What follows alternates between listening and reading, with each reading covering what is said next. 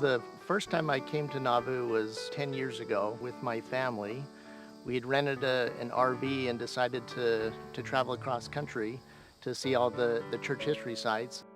My wife noticed that the art gallery was open. Not wanting to miss an opportunity to go shopping, went in there with my daughter. The proprietor at the time grabbed my daughter and said, "Hey, I have something for you." Took her back into a storeroom and retrieved a piece of the original Nauvoo Temple and gave it to her as a keepsake. Until this day, my daughter's kept that on her bedside table as a memento from that trip and of how important that was for her. So now we fast forward 10 years and I found myself looking for some different business opportunities and saw listed a location that said a hotel, art gallery, and a mercantile near a major religious site. My wife, she kind of looked at me and said, "Hey, if that's that one place that we went to in Nauvoo, you're going to need to get it." And so as I investigated it further, I found that this actually was the same place. And so we came out and spoke with the previous owners and struck a deal. Literally, I don't want to say 5 minutes after, but almost 5 minutes after the acquisition, we walked over and showed us where this sprinkler head was. Out front, the final sprinkler head, they couldn't get it to seat low enough so that the lawnmowers wouldn't damage the head. So the landscaper, pulled the soil back, and there was a rock underneath there. And as he pulled that rock out, it exposed a red brick archway underneath the sidewalk. So immediately I was like, let me get my Indiana Jones outfit and let's figure out what this is. And it appeared that they were either part of a room or a tunnel. And that really got me intrigued on this whole concept of tunnels. And I initially thought, well, I wonder if this was Joseph's tomb.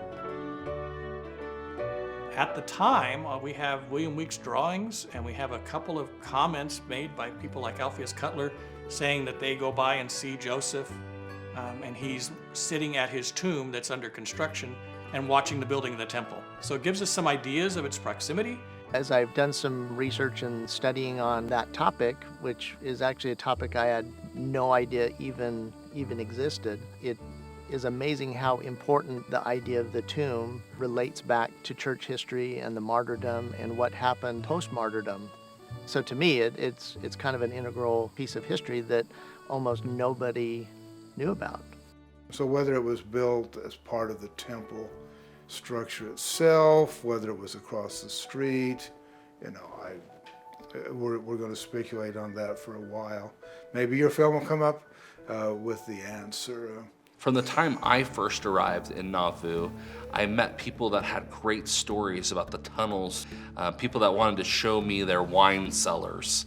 And ultimately, local historians would usually debunk these. Chris, this isn't the tomb, this is a German wine cellar, or this is a tunnel that was built in the Icarian era of Nauvoo. Well, I've heard stories about underground tunnels from the temple site to allow people to escape, but I hadn't heard about the arch in the Zion's Mercantile building until about a year and a half ago. But it still remains this kind of enigma of where really was it? We know it was south. Was it southeast? Was it southwest? Was it 2 blocks away? Was it on the temple block? The church bought a few years back what another amateur historian had thought was the tomb, only to find out that it pretty much documented as a wine cellar. And of course the interest as to whether that vault underneath the Mulholland could be a tomb. Doubtful. Then this has to be the tomb. Oh. You got the door. It does kind of excite that, what are we going to find, treasure hunt, mode that I think everybody kind of has. You wouldn't have all of the Discovery Channel stuff about recovering the lost Ark or the lost gold of Montezuma, or back then it was hoping to discover the gold. The old timers always thought that Joseph buried a lot of gold in Nauvoo. I think you almost have to have the legend of some treasure buried that people can be seeking forever after. My grandma is Mary Logan. She was born in Nauvoo in 1924 and tells many stories of her childhood growing up here. One of the stories that sticks out in my mind is her playing on the grounds of the original Nauvoo Temple. Our school building was on Temple Square, and our playground was on Temple Square. Oh, yeah, there were several ball fields, they called them. The baseball, some kind of a ball anyhow. Shared the bats. You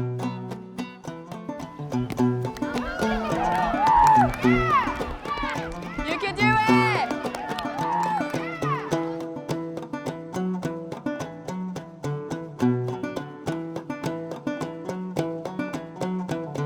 One day, she and a group of friends were playing a game of baseball on what was the original Nauvoo Temple grounds. And she went to run home and then disappeared down a hole. What happened? What happened? What happened? What happened to Mary?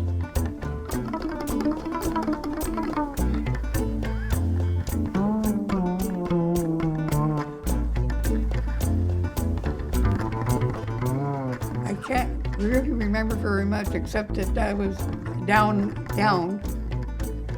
arch. They had a big stone arch, or an arch, and it was stone. And she did have to wait for help to come get her. They had to get a ladder to get her out.